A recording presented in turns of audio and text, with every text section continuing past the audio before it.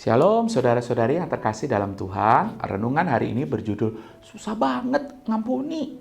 Bahan bacaan terambil dari Kolose 3 ayat 13.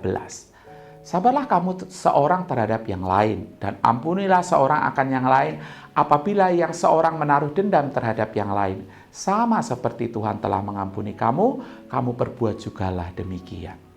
Tidak bisa, Pak. Apa yang dia buat itu sudah sangat menyakitkan. Demikian cerita seorang yang tersakiti. Apa tanggapan saudara? Saudara bisa saja berkata, ya enggak boleh toh kayak gitu, orang Kristen harus ngampuni. Atau ada juga yang berkata, itu bukan urusan kita, itu urusannya, silahkan. Atau ada juga yang berkata, ya lebih baik ngampuni daripada dihantui rasa bersalah kalau kita enggak mengampuni. Saudara, berbagai tanggapan yang tadi saya kemukakan setidaknya merefleksikan bahwa ternyata mengampuni kesalahan orang lain itu tak semudah yang dibayangkan. Sulit bagi kita untuk menerima kesalahan dan ketidaksempurnaan orang lain, demikian juga sebaliknya. Jujur, seringkali masih ada syarat dan ketentuan yang berlaku ketika kita harus mengampuni orang lain. Apalagi kalau kesalahannya itu lagi, dan lagi. Akan menjadi sebuah perjalanan panjang dan melelahkan untuk dapat mengampuni orang lain. Dan inilah yang Paulus ajarkan kepada jemaat Kolose dalam teks ini.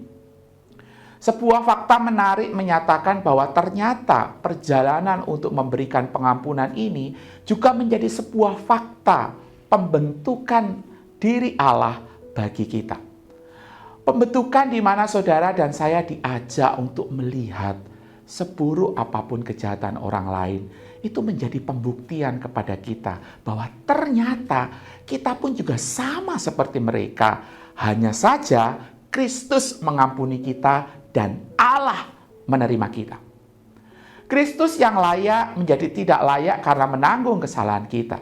Kristus yang tidak berdosa, kepadanya ditimpakan segala dosa kita.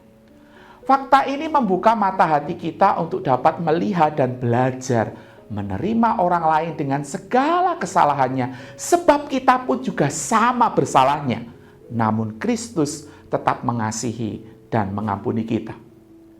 Jadi sekarang saudara jangan merasa takut dan berdosa jikalau mungkin sulit untuk mengampuni kesalahan orang lain. Bila demikian terjadi, sudah waktunya saudara untuk memandang kepada Kristus, mencari wajah dan kekuatannya. Berhenti membebani dengan perasaan bersalah, tapi izinkan Kristus yang sudah mengampuni memproses hidupmu. Amin.